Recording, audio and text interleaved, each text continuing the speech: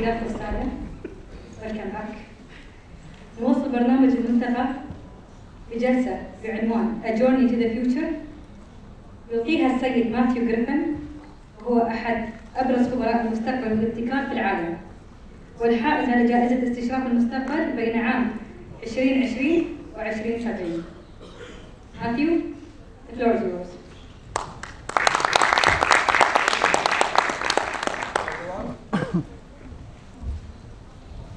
Thank you.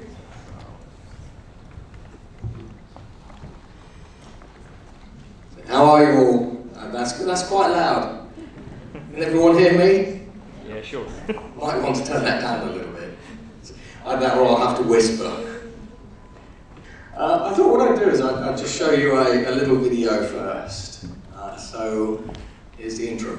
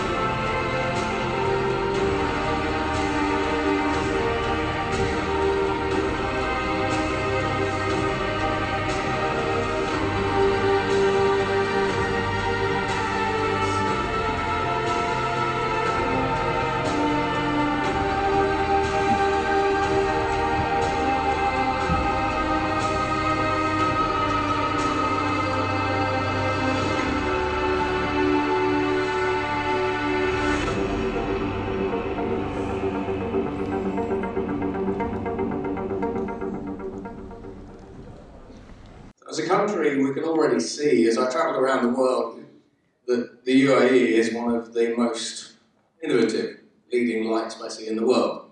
I travel all the way around the Middle East.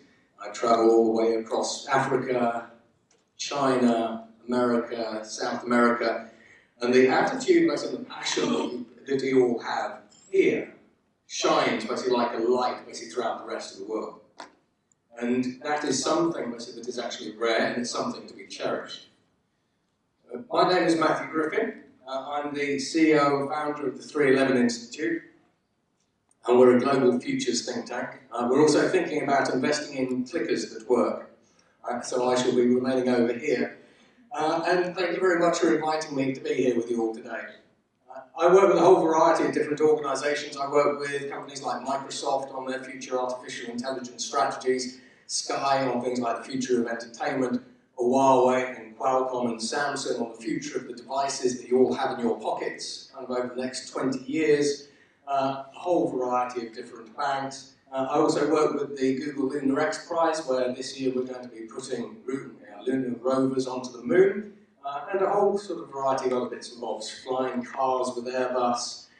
Bentley, funnily enough, some of the work I've been doing with Bentley are very, very interested in helping their customers live to beyond 100. So I think that's because they want people to be able to buy their cars beyond 100. And then I also sit on the board of Centrica. So Centrica is one of the world's, but one of Europe's largest energy companies. And I'll sort of go through some of the things that they're doing as well. So overall, how many of you have noticed that the pace of change is accelerating? Yeah. And there's a little question, do you think that the pace of change is going to get faster in the next decade? See, I didn't even have to ask a follow-up question, that's great. So what I want to do is I want to take you through the reason for some of that. I mean, you're already going to have a very good appreciation of some of the things, basically, that are driving these changes. But if I stepped back about 20, 30 years ago and I asked you, what is technology going to do for your country? What is technology going to do for your organisation? You might be able to have a look at things like Moore's Law with the future of computing and think, well, next year we're going to be able to buy more powerful computers more cheaply. And if I say, well, what will that allow you to do? You might say, well, it might allow us to process more data, create richer applications. And The world then was relatively linear. It was fairly easy to forecast. If I asked you the same question today, one of the problems that you might have is that there isn't one exponential technology. There's a lot more, and we'll go into those. Now, for example, I'll be asking you, okay, do you have a cloud strategy? Do you have a digital strategy? Are you using blockchain? Do you have artificial intelligence within your organization? If you have artificial intelligence within your organization, are you merging it with a blockchain? Are you using virtual reality, augmented reality? What's your point of view on robotics and robotic process automation? And all of a sudden, things will get a little bit more difficult to predict what we could do with all of these things. Now, as technologists, some of the future of these individual technologies are relatively easy to predict. This is the exponential curve. You might have seen this before. And it's long been suggested that thanks to Moore's law and with semiconductors, that we will eventually get to the point with a traditional computer that we can simulate enough power, or we'll be able to simulate more power than we do than a mouse brain. So a mouse brain has around 10 billion neurons, and one of the challenges that we've recently seen is that in the UK we recently surpassed this barrier of creating enough processing power in a computer chip to emulate a mouse brain, but it wasn't done using traditional silicon. It was done using a neuromorphic computer. So while this original chart charts out the future of Moore's law on silicon-based computer chips, we've actually surpassed it, but using a completely different type of computer architecture. In addition to that, when we start having a look at a lot of these exponential technologies, part of the reason why we're seeing such an amazing rate of change nowadays is we have 3.5 billion people connected to the internet. And again, 20 years ago, if I said, I would like you to use artificial intelligence within your businesses, you would have had to hire data centers, you would have had to have hired data scientists, AI experts, all these kinds of things, and you'd have had to have created the models from scratch. Typically, you would have had to have spent around $10 million to do something decent with AI. Now, a child in the slum in Soweto in South Africa can simply go online, download Google TensorFlow, which is one of the world's most powerful artificial intelligence programming tools. Off it goes. So the barriers to adoption are falling, but in addition to that, over the next 10 years, today we have 3.5 billion people connected on the planet. Over the next 5 to 10 years, we're already putting the things in place to connect the other 3.5 billion people. So from a point of disruption, what is the likelihood that we will find one person in that 3.5 billion who will be the next Elon Musk, Steve Jobs, whoever it happens to be? It's fairly likely. The other impact that technology has is over time it reduces the cost of individual transactions, whether that is things like labour, whether it is food, and we'll come on to that in a bit, whether it's things like energy, and we'll come on to that in a bit as well, connectivity, creativity, all these kinds of things. Eventually, technology drives the cost of all of these individual things and transactions either down to zero or close to zero, which all of a sudden means that they are much, much cheaper for everybody to consume. Now, when we're looking to build an innovative economy, it's not one thing. We can't just focus on the technology. On the left-hand side, you have to have a culture of what I call exponential culture. So this is where we have a culture of going out and finding problems. Innovation culture. You find a problem, you find a need, you figure out what the real need is, and then on the right-hand side, you need to now go and build a product. So you found your problem, you've done your innovative work, you now need to go and create a product. Inevitably, when you are building these products, you are going to be using a combination of technologies. So we have lots and lots of different things that we can play with on the right-hand side. But once you've created your product, and it could be the world's best product, it's still got barriers to make it successful. So firstly, it's got to be accessible in your local market. If it isn't accessible in a particular market, people can't buy it. If it isn't easy to adopt, imagine with all the smartphones in your pockets, if they were very, very difficult to use, if they were very, very difficult to adopt, how many of you would be using them? Cultural bias. Again, if you have a look at autonomous vehicles, there are some people who will get into an autonomous vehicle, there are some people who won't. So cultural bias plays a role. Ethics. You might have created the world's best product, but is it ethical? Geopolitics. You could be a Chinese company. You might have created the world's best product. You're trying to sell it in America, but the politicians say no. Investment. Again, you might have created the world's best product, but you don't have the investment necessary to scale. Liability. Again, another thing that holds a lot of new technologies back. You've created this amazing new product. If it goes wrong, what are the risks? What's the liability? So again, self-driving cars. We produce self-driving cars, but if they go off and injure somebody, who is liable? That held the self-driving car industry back about a year. Network effects and then regulators. So again, you've built your fantastic product. It's free, it's accessible, everybody wants to use it, it's highly ethical. There are no politics involved, but the regulators say no. So think things like nanobots. We already have the technology today to do in vivo human surgery. The reason that we're not using them? Regulators. So there's a lot to get right. If you have a look at communications, the communications industry decided to launch 4,200 satellites into space to blanket the Earth in sort of 4G, 5G, and LTE. Everybody benefits. As a consequence, a government in anywhere on the planet, but say, for example, Peru, can now start connecting to rural economies. Energy.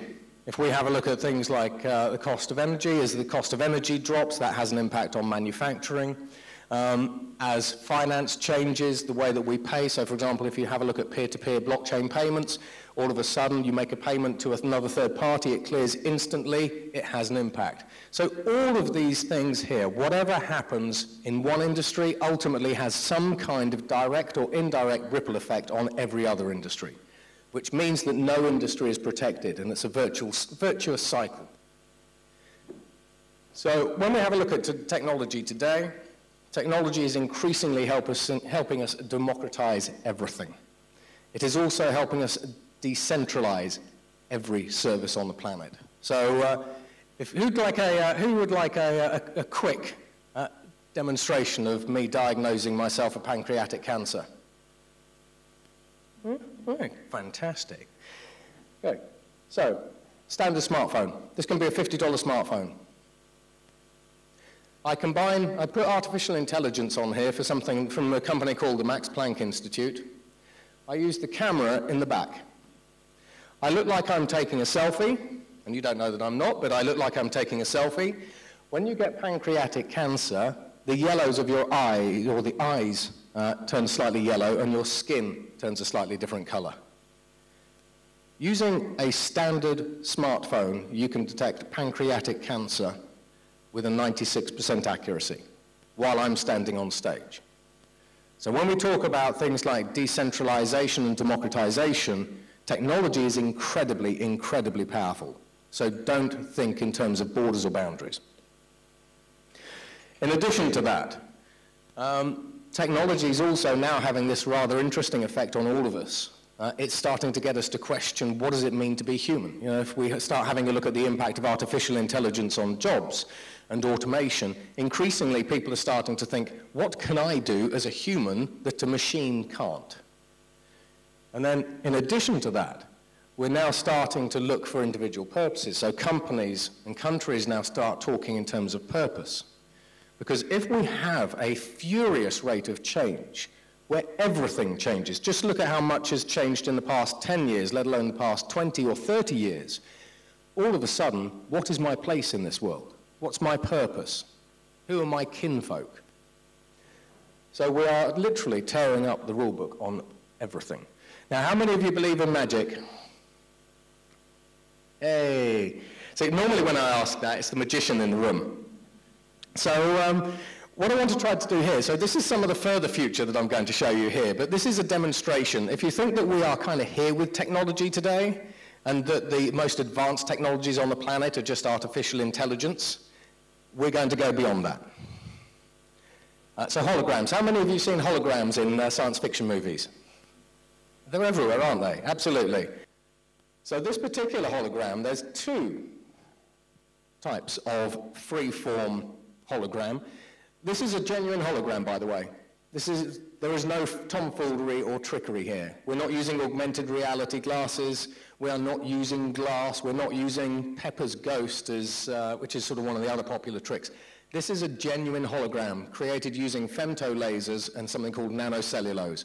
Nanocellulose is suspended in midair by lasers, and then other lasers reflect light off of that to create living holograms. So today it's this big. Next year it'll be a little bit bigger.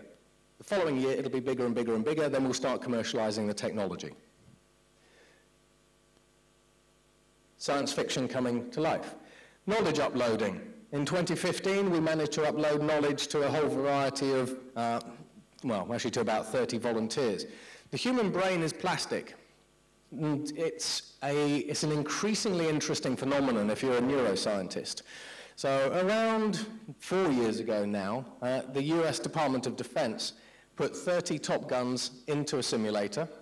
They took those people up to 35,000 feet in an F-35, and they got the Top Guns to try to get these F-35s out of what we call a flat spin. A flat spin is something that is very, very difficult to recover from.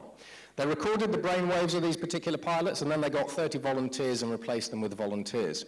They took the F-35s up to 35,000 feet again and dropped them.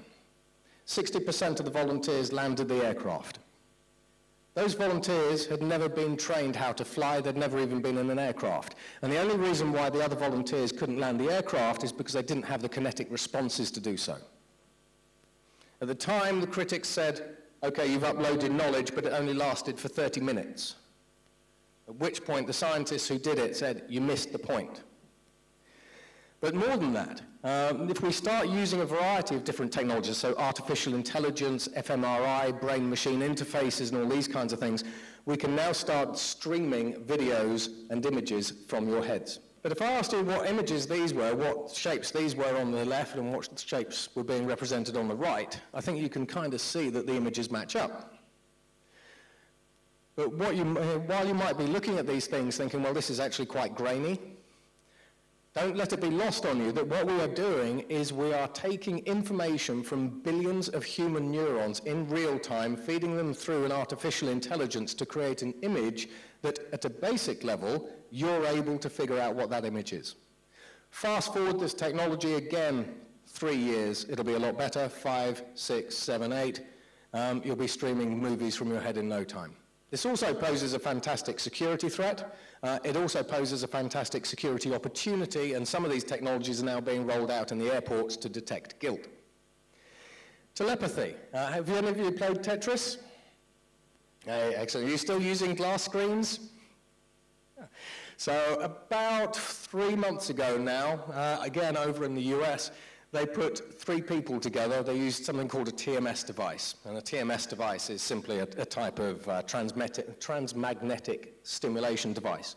They essentially connected those people to a telepathic internet. And so the people were able to play Tetris in a traditional way, but without the glass, just using telepathy in their brains. The interesting thing about this particular technology is that it goes to, provided you have enough devices, it goes to internet scale. So where we think we are with technology, we're already far, far ahead. Tractor beams. Who wants to see a tractor beam? What we have here is, this can be any type of material, so this is just a random blob that they use. The grey background is sound, so those are transducers. So what we're using is we are using what we call ultrasound vortices to levitate objects in midair. But we can do a lot more than that. If you start combining these different emerging technologies together, you now have a 3D printer that can print an increasingly wide variety of products. Combine it with a tractor beam technology, you now have a 3D printer that can also assemble those products in situ. So here we're using a capacitor. So we manipulate it into place. We use a laser to weld the back of it. So this is all within the same 3D printer. And again, remember, this is the start of the technology, but this gets faster and faster. We now have a working circuit. So if you're a mobile phone manufacturer or a manufacturer of any form, as 3D printing itself advances as a technology, and as tractor beams advance as a technology, you can now change manufacturing. So earlier I sort of talked about 4 or 5 different emerging technologies. And if you have conversations with lots of people, they will always typically talk in terms of the same sort of 10 emerging technologies, augmented reality, virtual reality, AI, blockchain, all that kind of stuff. So what I want you to do now is meet what I call the exponentials. This is this year's starburst. It's the 2019 starburst. Last year we discovered 62 new game-changing emerging technologies. Each individual emerging technology on the starburst is worth about $500 billion in terms of addressable market opportunity. And essentially there are kind of 2 emerging technologies. You get a general purpose emerging technology which can be used across industries. So they generally scale very well, they improve rapidly, they spawn innovation. So for example, think of artificial intelligence. You can use artificial intelligence across a whole variety of different industries, and you can create a whole variety of new products with AI. So what we have here is we've got 169 different emerging technologies across 12 categories, and I'll take you through them so just briefly. So again, when we're talking about why is the pace of change accelerating, it's because if you want to create the next generation industries, next generation products or services, you flip round this wheel. There aren't 10 emerging technologies that can change the planet. There are hundreds. There's another 200 on the back of this that I couldn't fit on there. So the general idea with this wheel is that you go around it. So we have, in category terms, we've got advanced manufacturing, because you need to make your product. We have biotech if you're in the healthcare space, or if you're in the computing space and manufacturing space. That comes a little bit later. You typically want to put some computing power into your product. You might want to connect it. You then want to power it, so we have energy breakthroughs. You might want to apply some intelligence to it. Sorry about that. So you might want to apply some intelligence to it. You need to use some materials to make it. You might want to apply robotics, but then you need to secure it, put some sensors in it, and then ultimately, from a user perspective, you don't care about any of those things. You want a decent user interface. So what we have today is we've got 3D bioprinting. So 3D bioprinting, which is just over here, wherever the thing is. So 3D bioprinting in itself is the opportunity to 3D print human organs. So life extension. We can already 3D print human bone, skin, cartilage, liver tissue, heart tissue, brain tissue, all this kind of stuff. This improves all the time. We've also got 3D printing, so we'll sort of come on to that in a little bit. 4D printing. 4D printing is an interesting one. We'll come on to that in a moment. Bioreactors. If you combine a bioreactor with stem cells, you now have access to something called clean meat. You no longer need to import meat from any other countries. You can grow fillet steak, duck, turkey, whatever you like, in a bioreactor. The Chinese just bought $300 million of clean meat. And in the US, the FDA have just approved the use of clean meat on Walmart's shelves. So we have a whole variety of different things. Nano-manufacturing, there are lots and lots of things going on in the nano-manufacturing space. In the biotech space, there's a lot of crazy things coming on. So we have CRISPR gene editing. A couple of years ago now, we managed to take a person that had an inherited genetic disease and use in vivo gene editing to edit it right out of him. He no longer has, in his case, Hunter's syndrome.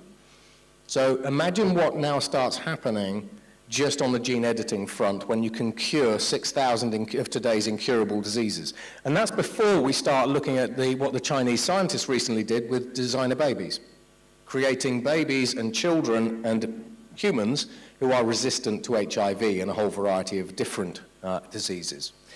In addition to that, basically we've got things like personalized medicine. We have nanomedicine as well, so nanomedicine is kind of nanobots, all that sort of bits and bobs. On the computer side of things, though, we typically think silicon's maxing out. You know, if you go and have a conversation with lots of experts, they say silicon transistors are starting to get to the point where they're maxing out. Therefore, the increase in computing power that we can expect in the future is just going to plummet. They're completely wrong. Over in China, we've already built the 5th generation biological computers. So biological computers are bacteria that can both process information and store information. On the DNA computing side of things, increasingly we have University of Manchester in the UK who are building the world's first DNA computers.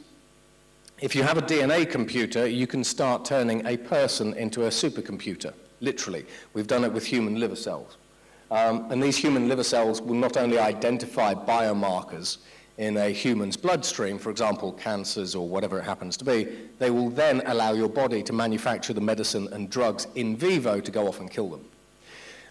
But a DNA computer was recently proven that you can put, if you have a test tube about that big, that is a DNA computer, then you can cram all of the world's computing power that we have today into something the size of a test tube. And that's before we start talking about things like synthetic DNA, where increasingly we're producing systems that have 6 and 8 base DNA pairs. Microsoft as well on the DNA computing front, come 2020, they're going to release DNA storage.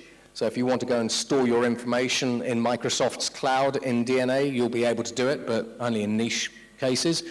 A DNA storage platform can store all of the world's information in a shoebox.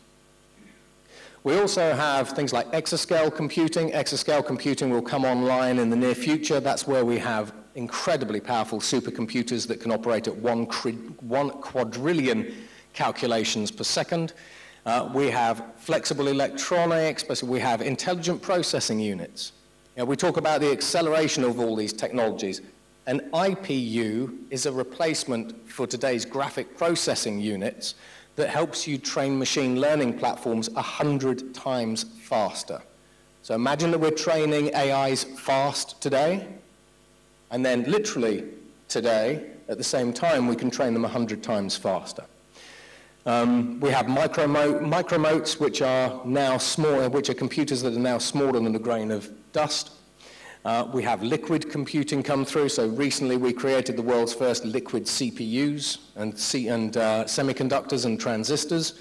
Molecular computing, I'll come on to in a moment, but if you want to take a hyperscale data center the size of something like a Google data center and you want to collapse it into something the size of this lectern, that's what molecular computing allows you to do. And the US want to be able to commercialize this technology in the next 7 years. And we already have a path there. Quantum computing, you know, when we have a look at quantum computers under the right conditions operate 100 million times faster than today's computers. And that's already been demonstrated, albeit with simulators. So on the computing front, we're nowhere near maxing anything out. On the connectivity front, 5G is coming, 6G is already on the drawing board. 6G is quite a crazy technology in itself. We have pseudo-satellites, low-Earth platform satellites, which I'll talk about in a moment. On the energy side of things, basically, again, we have a whole variety of different technologies, backscatter technologies. So backscatter technologies allow you to harvest electricity or energy from the air in terms of radioactivity, ambient noise, radio frequencies, and all that kind of stuff. And over in the US, we've recently created the world's first batteryless smartphones. But again, if you want to create the world's first batteryless smartphone, you need nanomanufacturing. All this stuff is combined. You know, when you're creating products, it's the combinations that you need to think about. We also have things like structural batteries. So a structural battery I'll come to a little bit later, but think of an electric vehicle without a battery. We're already getting there. Nuclear batteries, again, if you want to keep satellites up and running in space indefinitely, because at the moment when they run out of fuel, you've got to crash and burn them, the Russians have got a great range of nuclear batteries. And then on the intelligence front, you know, we've got artificial intelligence, you've got artificial narrow intelligence that we have today, artificial general intelligence should be coming about 2035, and we've already designed the first architectures for that. Google have got the first AGI architecture, which is called Impala. AGI fundamentally disrupts human society. ASI, which is its bigger cousin, which should be coming, estimates are about 2047. Artificial superintelligence is the point, basically, where we look as dumb as a bacteria. And that's where, that's quite crazy time. In addition to that, we have creative machines. I'll come on to that. But if you start thinking about artificial intelligence, today it's either neural networks or you're coding them using something like machine learning. We've already used DNA to create the world's first neural networks. So that is literally neural networks and artificial intelligences that are made out of DNA, not circuits.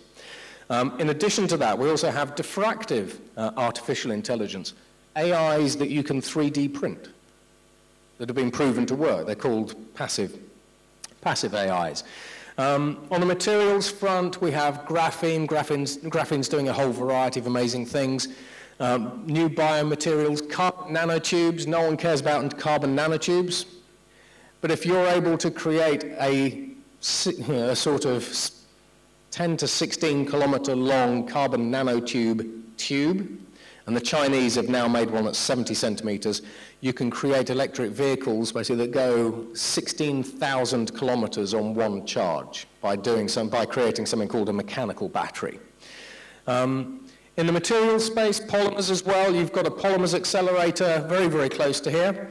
Now on the polymer side of things, again, we kind of think of polymers basically as some sort of chemistry experiment. If you want to solve the antibiotic crisis, we can use polymers to rip apart bacteria. If you want to produce the next generation of batteries, we have polymers, again, coming out of the UK that will let you charge your electric vehicle in 3 seconds flat. But in addition to that, when I talked about molecular computing and being able to collapse a hyperscale data center into something the size of this lectern, that's thanks to polymers. If you apply different light frequencies basically to polymers, and you apply different spins, you can store huge volumes of information, and you can turn polymers into molecular computers. So you have a molecular computing laboratory almost on your doorstep. And then we have robotics, security. From a security perspective, we have hack-proof code. So as we look at autonomous vehicles and autonomous cargo ships, increasingly hack-proof code, which is a mathematical formula, basically is being sort of posited as a good replacement. We've recently put hack-proof code into a US helicopter and gave a whole bunch of hackers physical and virtual access to the helicopter and gave them 2 weeks to hack it. They couldn't hack it. And these are some of the world's best. And then from the user interface perspective, we have bots and avatars. Increasingly, we're starting to talk to our computers rather than anything else. We also have holodecks in the offing. We've got things like hypersurfaces. So hypersurfaces simply detects all the small vibrations on a surface to turn a surface into an interface, and so on and so forth. But fundamentally, you take all of these technologies and you combine them, you change every single industry on the planet. So now I sort of started talking about creative machines. What if you could come up with thousands of options for a single design without drawing, all of which meet specific goals set by the designer? And from those options, pick the one design that delivers on the most important criteria, the design you couldn't possibly have imagined. This is generative design, a technology that harnesses massive computing power, creating forms with precise amounts of material only where needed, achieving maximum performance while wasting nothing. But generative design can be about much more than simply turning out alternatives. Prototypes can be scanned and equipped with sensors that provide real-time performance data that can be looped back into the design process, so the object, in effect, co-designs itself. And depending on the material and method of manufacture chosen, the software can optimize the design for those choices. The things that have limited us in the past, software, materials, manufacturing, no longer do so. With generative design, the world can look and perform any way we want it to. This is the next stage in the evolution of design, and it's happening now.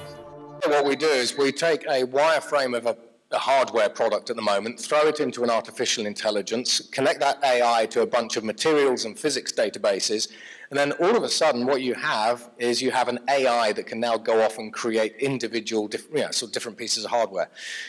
So for example, with the drone, you can say, create a drone that is faster, lighter, stronger, more environmentally friendly, whatever it happens to be, and the AI, hence these generative AIs, basically will go off and crunch it, and they will develop it, and they will develop a brand new product, typically anywhere between about 1,000 to 10,000 times faster than a human.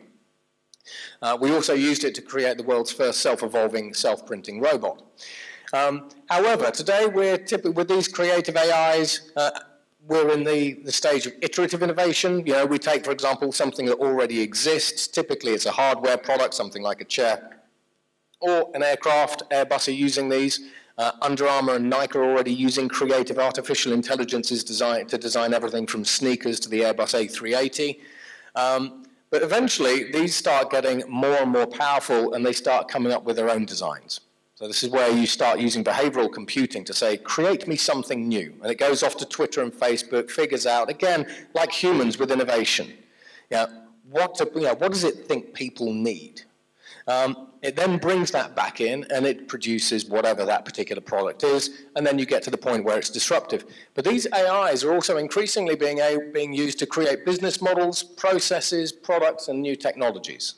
And they are at the very, very start of their evolution. If this was a 100-meter race, these things would kind of be at 3 meters at the moment, and they're already, in Under Armour's case, taking the time to get a product from concept to shelf from 18 months down to a week.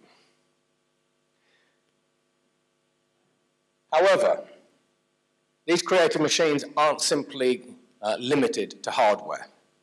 They're also eking out into the software space. Microsoft has an artificial intelligence called DeepCoder that you can talk to and say, build me an application. And you could say, for example, build me a word processor application. It will go off, it will figure out what a word processor application is. It will scavenge the code, bring the code back, compile it, and say, is that what you wanted? Google have something called Bayou, and increasingly, these AIs basically are now creating software, albeit software with anywhere between about 5 to 100 lines of code. They're also creating new artificial intelligence models and designs. So the AI that Google used to create new AIs created an AI that was 30% better than the best human experts could design. We also have supercomputers that take the speed of developing a new complex neural network model down from about 30 days down to about 2 hours. In addition to that, these AIs are already starting to get to the point where they're self-replicating. And again, if you start applying these same evolutionary technologies to creating software, that changes the type of skills that you want in the future. You know, you start moving 20, 30 years out, as you start looking at future of workforce, it starts changing radically. But in addition to that, last year on the social networks, we crossed a point called the inversion. The inversion is the point at which machines generate more data than humans.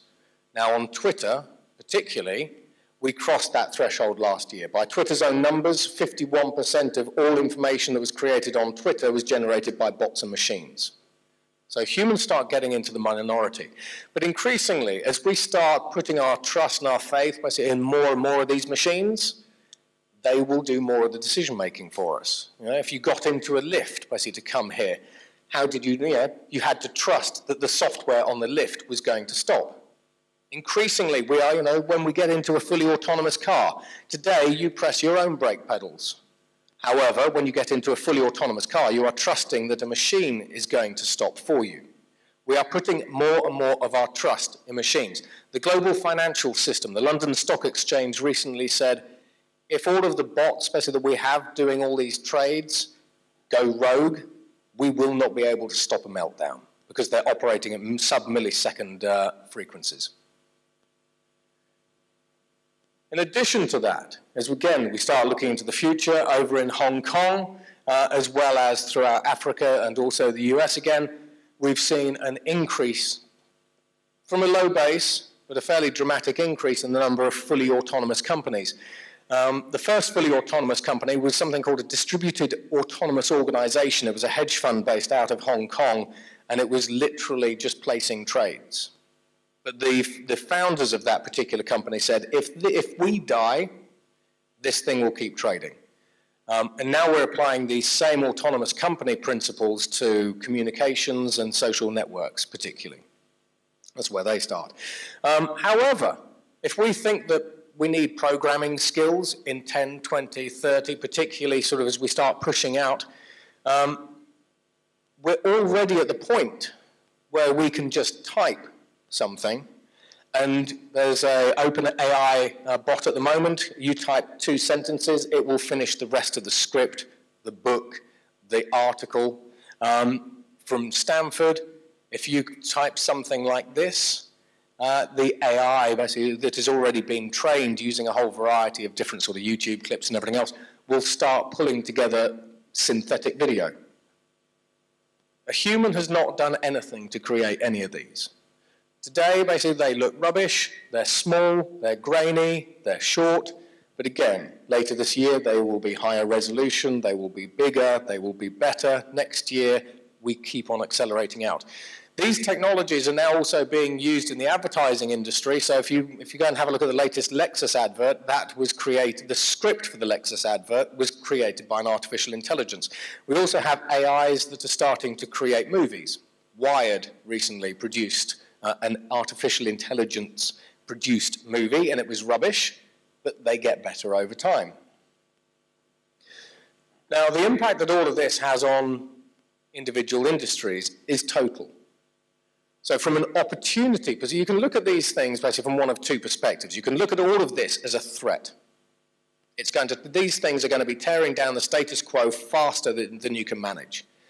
Or you can look at it as an opportunity, because you can rewrite your own future. Every single industry is up for grabs, without exception. Agriculture. For example, over in the UAE, in Abu Dhabi, you import about 99% of your food has to come through the Dubai border. Up in Masdar, you've got a vertical farm. We already have fully autonomous vertical farms. You can grow 8 crops a year, higher yields, it's organic. In addition to that, it uses 99% less water. There are no chemicals, no herbicides, no pesticides. You can grow your own food here. Get some containers, basically put them up at the port. Here we go. You could grow a whole variety of different vegetables and food products right here in Abu Dhabi. You could export them to KSA. In addition to that, I've already mentioned getting rid of the cow. We have bioreactors where the technology is now good enough to pass the regulators. So we don't need the cows any longer. We also have a way to produce dairy without the cow. I think out in one of the deserts somewhere, there's 250,000 cows basically for milk and sort of dairy products. Yeah? You're importing almost all of your food as a country at the moment. Why not export it? We have the technology. This is the same technology that you could dump into the middle of Africa and solve famine. So when people talk about population growth, by 2050 we'll have, 11 billion people that we can't feed. We can. We can prove it. We can take them to the vertical farms and say, by the way, hungry people could feed this. You put solar power onto those farms, you can drive the cost of manufacturing food almost to zero. Remember I said about driving to zero? Sustainable and free. So today, if you have a look at most solar panels, the commercial solar panels that are in some of the solar farms around here and on the rooftops are about 17% efficient. If we push silicon solar panels, we can get to about 26, 27% efficiency. In addition to that, if you start putting graphene onto those solar panels, as the sand rolls off on the solar panels, you can generate electricity. In the UK, for us, that's rain. However, we now have bacteria. Thanks to gene editing again, so gene editing is a general purpose technology, we've created biological photovoltaic solar panels and cells that could eventually push solar efficiency to sort of 40 to 50%. If you think that we're generating solar power today at about 2 cents per kilowatt, whereas traditional systems are producing energy at 12 cents per kilowatt, this is why I say we drive the price of energy down to zero. You start creating fully autonomous energy grids. We've got one in Holland. You start putting energy onto the blockchain, so distributed peer-to-peer energy systems. You start rewriting the entire energy industry. But energy will go to zero. Heaven sent. So again, here we have a variety of different technologies disrupting the communications industry. On the one hand, basically we're rolling out new high-altitude platforms, so Elon Musk with SpaceX, Viacom, Virgin, there's a whole bunch of organizations rolling out low Earth orbit satellites that will blanket the Earth with coverage. If you go into the middle of a jungle in Brazil, you can't get any cellular signal at the moment, but you put a base station on the ground, you can get 4G and LTE. And these satellites can get upgraded, but the cost of launching these satellites has fallen by 100-fold in the past 7 years. Combinations of technologies, reusable rockets, 3D printing, all that kind of stuff, creative design. However, if you blanket, say for example, Abu Dhabi in 5G, and you then start moving your houses to WiGig, or just standard Wi-Fi, you can now disconnect yourself from fixed line broadband. So this building will have fixed line broadband coming into it somewhere. 5G, let alone when we get to 6G, with 5G you can start disconnecting the entire country from fixed line broadband, as well as putting 5G anywhere. Printed buildings, again, over in France, people are now moving into 3D printed buildings. But again, 3D printing a building is becoming increasingly easy. It's increasingly automated. The price of 3D printing buildings is falling. We're even talking about fully autonomous construction now with drones like those from Skycatch. But with 3D printed buildings, in order for families to move into a 3D printed home, the regulators had to come in and say, I approve that, that's fine. It's a full effort. But we are, again, getting to the point where we can disrupt the construction industry. And that's before we move to fully autonomous construction, which we've already been able to demonstrate. Virtual stars. I met somebody about 3 days ago, and he works with part of the UAE government. And he said, I'm very worried about what my son and daughter are going to be when they grow up. But fortunately, I think that they're going to be video bloggers. Because you go onto YouTube and there's all these kids going makeup tips or here's my latest toy. I think one kid's making something like $15 million a year just by showing people what he does with his toy. But increasingly, these technologies are putting kids out of jobs as well because we now have we've now got virtual bloggers coming through. So there's a virtual blogger called Little Michaela. She's got 1 million followers, and she's being hired by all of the design companies because if they want a model, if they want someone to model their clothes, originally they'd have said, right, I want that person, and we'll put them in our clothes. Now you just use a virtual model. But again, to produce virtual bloggers, you need high-resolution rendering engines, and you need the computer power and all these sorts of things. So even when we start looking at art, a piece of art created by an artificial intelligence sold for $452,000. I was having a conversation with a minister recently, and he said, what do you think about the future of art? Because he collected art. I said, and this was last September, and I said, I don't think it's going to be very soon until we see someone buy a piece of artificial intelligence inspired or produced art, because it's unique. 3 months later, someone did. We've got games being produced by artificial intelligence, we've got music, we've got a whole variety of different people now that are using artificial intelligence to produce new music. And on that front, Sony have now hired a couple of artificial intelligences from the UK to create the world's first AI album. So, when you have a look at the X Factor, one day maybe we'll be able to virtualize Simon Cowell. General specialists, education. I've spent quite a while over the past 6 months looking into education because my children are 4 and 6. Today's education systems are thoroughly underprepared basically for what's coming in, say, 20 years, 30 years, as I've sort of showed you. So when we start having a look at the future of education, I'm actually now working with the UAE government basically on education, and I'm also working with GEMS. So my children yesterday started at GEMS, where we are helping to fashion the future of education. So we're moving from subjects to themes. When we start talking about things like programming, every government on the planet is saying we will teach our children how to program because that is the future. Programming is automating now. In 20 years' time, let alone 30 years' time, bearing in mind that when children come out of university or school or whatever it happens to be, they've got to be employed for 30 to 50 years. If we're already automating programming, isn't that going to create them a problem? Aren't we already putting them into a dead end? So rather, on the programming front, rather than teaching them how to program binary, you should teach them the mechanics of programming and say, today or when you leave university, you will program binary. Then you will program neural networks, program literally. Then you will program quantum computers. Then you will program DNA.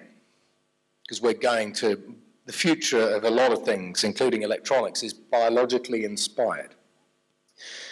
But from a soft perspective, so increasingly people will be general specialists, and as individual careers dead end, the conversation that we need to have basically is, how do you move people from one dead-ending job to another at speed? It's the at speed that we think we have an answer for now. So from a soft skills perspective, everybody, and this doesn't just apply to the younger generations because it affects us all. You've got to be adaptive. You've got to be able to collaborate. When we talk about collaboration, everyone thinks in terms of collaborating with other humans. But as artificial intelligence starts moving into business, we need to be able to figure out how to work with a behavioral computer. You know, if you think Siri or you think Bixby or Google Assistant on your phone, eventually they will find themselves in the workplace, and you need to be able to work with those. So machine to human collaboration, human to human collaboration. Curiosity. Do not lose a sense of curiosity. Prod and poke and question absolutely everything. There is no such thing as a dumb question. Entrepreneurship, foster that straight within schools. So we're already starting to redesign some of the labs, especially within some of the schools. Ethics. All of these technologies are increasingly powerful, and you can do amazing good with them. You can also flip them on their head and do some really, really evil things. So morals and ethics become increasingly important. If you think about the power of gene editing, for example, where you can create a particular virus. So there was a university over in the US, they reinvented the smallpox virus. The smallpox virus was wiped out by the World Health Organization about 20 years ago, but they were able to use CRISPR technology to put it back together again for $100. What happens basically when creating genetic organisms of that destructive power becomes easy? You've got no defenses against it. Nobody has any defenses against it. Exponential thinking, leadership, storytelling, morality, all these kinds of things are increasingly important. And then on the education front, I wrote a report it's about a 100-page report, which is kind of just my take. It's just a splurge. It's been picked up by a variety of different governments and people. It's not designed to be a particular thought leader paper or whatever it happens to be. However, it gives you a sort of little bit of an insight into what I'm thinking when I'm thinking about future of education and skills. Because what is the point if we have a future basically where everybody is either poor, destitute, or really, really worried about everything? What's the point? So this is my attempted answer, because every time I asked people and said, yeah, in 30 years' time, what are my children going to be doing? I said, well, they'll be programming. It's like, well, no, they're not. Or they'll be a lawyer. Well, we've got robo-lawyers coming through already. Okay, everybody was running out of answers. And then when I said, okay, when one career dead ends, what are we going to move to? How are we going to train people? Everyone, well, when people are made redundant, we'll put them into a training program. What training program? I don't know, standard training program. Fantastic. I can see that working already. So this is just my little answer. Any comments, any thoughts, feel free to critique me. I'm not proud. On the financial services side of things, one of the areas that you guys might find interesting, in Japan and the UK, we're talking about creating the world's first robo-regulators. There's a lot of regulation here, but if you take the existing regulations and you use you digitize them using machine learning, stick them on the blockchain, put them into a platform, then all of the regulations that you need to work through for whatever reason, in the UK, these robo-regulators, which are now being promoted and actually starting to be developed by the Financial Conduct Authority, are going to be there to automatically ensure and enforce compliance in the UK financial services sector. So, again, very start of that journey, if it's a 100-meter race, we're kind of like at 20 centimeters. But nevertheless, we have the technologies to do it. It's now just a question of how do we do these things. From a government perspective, increasingly, as you have a look around the world, you know, as an emirate, basically, you have a finite number of people.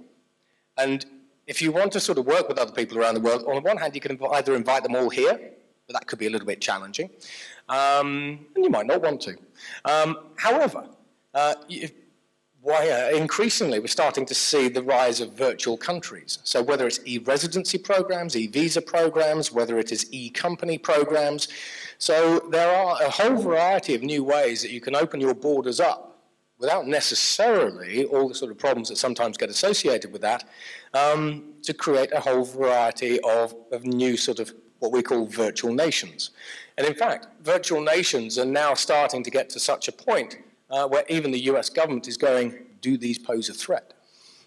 So they pose an opportunity and they pose a threat. But what would happen if you could become an e-resident of Abu Dhabi and you could gain access to particular Abu Dhabi services, whatever those services were, and benefits, but you had to contribute back to the economy, whether you are taxed, whether you're, however you're contributing, and that's always up for debate. Healthcare. Healthcare is a crazy area. This is a whole area, this is a whole thing by itself. Today we have nanobots capable of in vivo surgery, we have in vivo gene editing thanks to things like CRISPR, we have personalized medicine. Again, when I have a look at this, if you want me to diagnose another type of cancer, I can use the same camera in this phone, pointed at my skin, and I can diagnose skin cancer. In addition to that, if I start talking into the phone, basically, and you say, well, look, you're supposed to be talking to us. What are you talking into your phone for? I'm diagnosing myself for signs of depression, illness, and dementia. Because when you get early onset dementia, your speech patterns change. When you get ill, you get a bit of a gravelly throat. You know, when people go, you sound a bit ill. And then in addition to that, if you start combining artificial intelligence with the accelerometer on this phone, and I do this, and you say, what are you doing now? I say, well, I'm just checking myself for early onset heart disease, because these are sensitive enough to pick up all of the individual vibrations in your chest. And the microphones on here don't just hear the human voice. They go all the way up to the top frequencies and all the way down.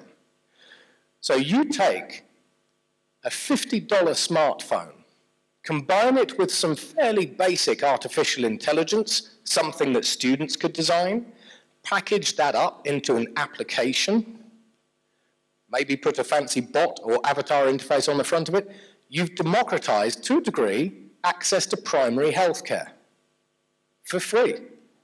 Now put that in the phone of 2 billion people who don't have access to primary healthcare around the world, and at least they have it. You can also turn these, using a little bit of 3D, or using a 3D printed lens, and again, artificial intelligence, into lab-grade microscopes. There's all sorts of things you can do with these. Well, it does try.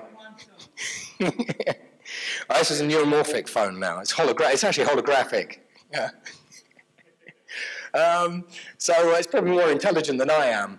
But again, even on that point, when we sort of start talking about it, have you actually thought about what these do? On the one hand, Google helped democratize access to information. When you start putting artificial intelligence into these with personal digital assistants, you can now start accessing access to expertise. Bixby put me together a non-disclosure contract. How do I make XYZ chemical? Originally, if I asked you what the melting point, for example, of a particular metal was, you'd sort of look it up and you'd sort of go, Google, melting point of steel. That's fine, that's access to information. But if I said, how do you make steel? what is the physical process that you have to go through? You now go, how do I make steel? You'll be able to find out. So access to expertise is now already becoming a thing. That, again, impacts education, skills, and all sorts of things.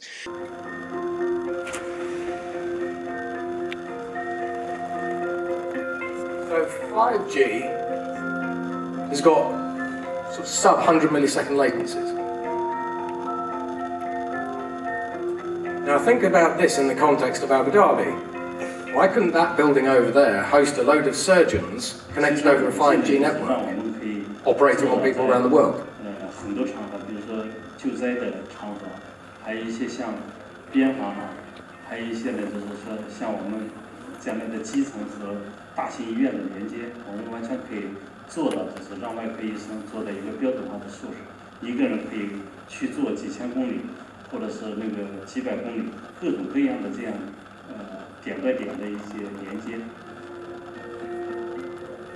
So, for example, with your own healthcare system, do you start consuming these types of surgeries from, say, China? There's lots and lots of opportunity with all of these. Retail, when we talk about retail, we now start combining the creative artificial intelligence I showed you to create a sneaker. Under Armour have done that, ADAEP have done that. So what we now have is we don't need a human designer. So we've created a sneaker using AI. Welcome to Qrfn. We're a technology company changing the way the world makes things. Specifically, 3D printed things. We didn't start out trying to change manufacturing forever. We didn't? No, we didn't. We started with the simple goal of making 3D printed parts better. It's 25 to 100 times faster, which is game-changing. But we quickly realized that with our combination of technology and materials, we can make real parts with mechanical properties and surface finishes that make injection molded plastics obsolete by comparison. Embracing the idea that speed to production isn't an obstacle anymore. It's the only way forward. And our partners share our enthusiasm for reinventing the rules. Design, production, manufacturing at scale, making millions of real products. Like us. Yeah, like you. In partnership with Adidas, we've created a midsole that shouldn't exist so that they could make a shoe that shouldn't exist. Light, super flexible, highly durable, and printed straight from liquid. A marvel of design and function, this shoe defies logic. And whether you want to make 1 or 1 million, this is true, customizable, and on-demand mass manufacturing. This is not a publicity stunt. This is a revolution. And we're just getting started. Stop prototyping. Start producing. So we're at the point where we can get a creative artificial intelligence to design a shoe. You then get that shoe printed off in a 3D printer. Now this is actually an old, a relatively old video. He talked about 100 times increase in the rate that you, 100-fold increase in the speed at which you can print off these things. Using something called 3D holographic printing, we can do it in a second, 1,000 times faster. In addition to that, we can already 3D print dresses and shoes and all sorts of things. So what happens when the design process, the concept to shelf process for retail used to take for a manufacturer about 18 months. What happens basically when you can have a creative AI that designs your product in, let's be unkind, 3 hours, and then sends it to a 3D printer to be produced. Or you just have someone in the store that's just using a screen to design basically whatever they want to design. Maybe they want a red sneaker, maybe they want to put their name on it, whatever it happens to be. All of a sudden you have personalization built in. Amazon and JD.com, two of the world's largest e-retailers, basically are now honing in on this technology. Amazon is using the same creative AI technology to design clothes, so a whole variety of different fabrics and clothes. They are then getting an on-demand manufacturing machine to manufacture those, and then they have robots, because robots increasingly you put machine vision and artificial intelligence into a robot, you can pick products faster than a human picker. So now we have automatic fulfillment. You stick those into an autonomous vehicle, you now have a fully autonomous retailer. And the first one will be Amazon. And they are going to they've got all the pieces that they need, and they are assembling those now. So come later this year, you might find that Amazon runs a limited trial. So fully autonomous retail. Now, again, transportation. When we talk about transportation, and we're almost done, increasingly we're starting to have a look at things like Mach 1. So, you know, soon come, 2021, there will be a Hyperloop network starting to be built, hopefully, between Dubai and Abu Dhabi. It'll cut down transfer times to 12 minutes. The Chinese are already working on the replacement. It's called the T-Flight. It's a 2,500 mile an hour train, and their first prototype will come 2025. But in addition to that, as we start looking at electric vehicles are already coming through. You've got electric vehicles that today have enough lithium-ion batteries in them to sort of deck out a quarter of this stage. We've already got wirelessly charged vehicles coming through with BMW. So all of a sudden, the amount of lithium-ion batteries that you need can be reduced by 80%. But the way you start putting your supercharger networks change, because if you were going to spend a couple of $1 billion on a supercharger network where you go, our cars will plug into it, and BMW and all these other guys are going, well, we don't need that because it's now wirelessly charged, do you change where you put your supercharger networks? Do you make your supercharger points modular so you can now turn them into wirelessly charged, wireless charging stations? In addition to that, we've already got polymers coming through that allow you to charge electric vehicles in seconds. And then moving on further from that, this is the Terzo Millennio. It is a concept from Lamborghini, and they want to release it in 2030, but they want it to be the world's first batteryless car. In their case, a batteryless hypercar.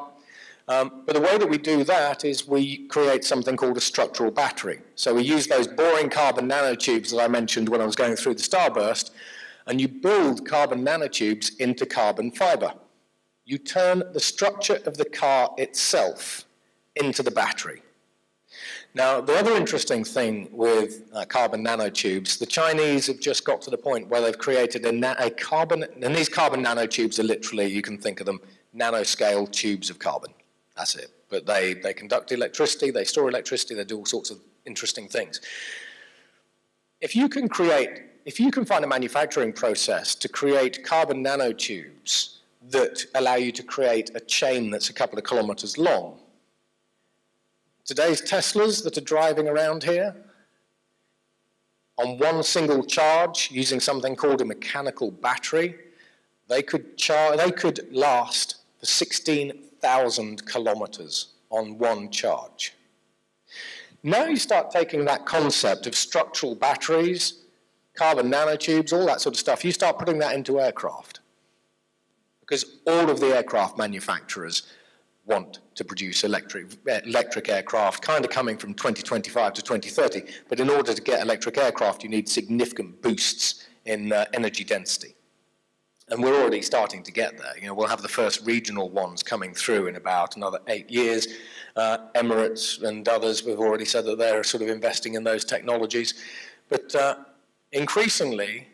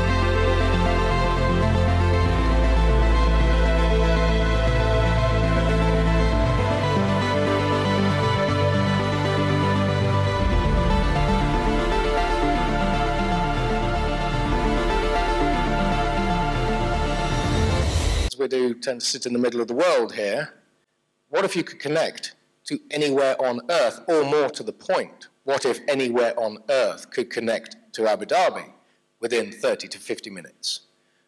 What would happen if you could live in Perth, Australia, but you could actually work in that office block over there? And those technologies, if you go and follow SpaceX, those are on track. They're testing the car, they're testing their Dragon capsule, which is going to take people in, because one of the biggest problems with this, we've already got the technology, but the biggest problem is proving that it's safe for people. Once it's proved it's safe for people, and the FCC regulate it and say, tick, safe for people, bearing in mind that Virgin Orbit are now taking passengers, their first passenger into space, you start rewriting the rules of global tourism. From a security perspective, now, there are obviously there's physical security and digital security. A lot of people tend to focus on cyber security. They tend to also sort of forget the physical side of things. On the digital side of things, basically there are a number of different technologies coming at you, basically, which might cause concern. So, for example, we have robo-hackers that are coming through, so artificial intelligence is now increasingly capable of hacking. But we have robo-hackers that can hack platforms 100 million times faster than humans. The US Pentagon has now just embedded a fully autonomous robo-hacker called Mayhem into its mission-critical systems. These robo-hackers are so good, they will scan 40 million lines of code, find a vulnerability within 3 minutes, hack it, and exploit it. So if you think of everything that is digital within Abu Dhabi, there's a torrent coming.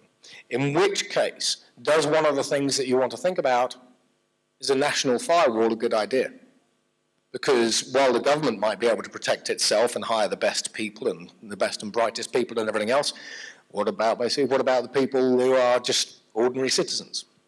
So digital is increasingly becoming a threat. But when we start talking about safe environments as well, when you start combining artificial intelligence with machine vision, you can detect people who are up to no good by their gait, their criminality. You can detect people's character and personalities, basically from camera systems.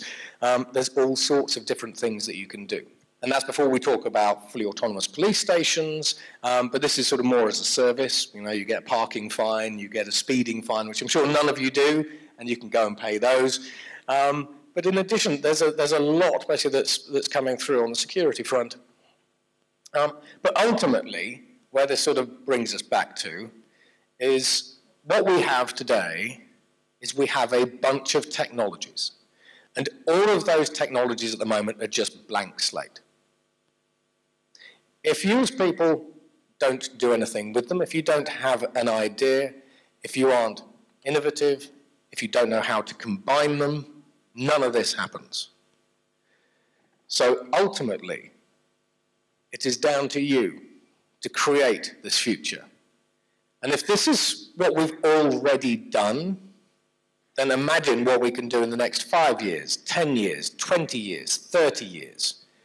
And when I say that all of these are opportunities, with the right attitude and passion that I talked about earlier, which you have, this is an opportunity to fundamentally transform every single industry on Earth.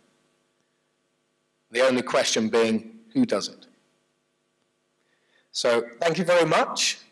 I think we now have a panel.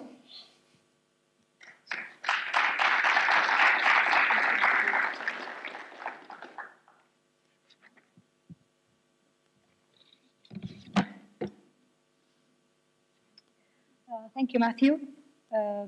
الحضور الكريم، بننتقل الحين إلى حلقة النقاش، وندعي السادة الأخ سالم عبد الله بن شبيب من دائرة التنمية الاقتصادية، يتفضل المسرح. والأخ هادي عويضة من مواني أبو ظبي.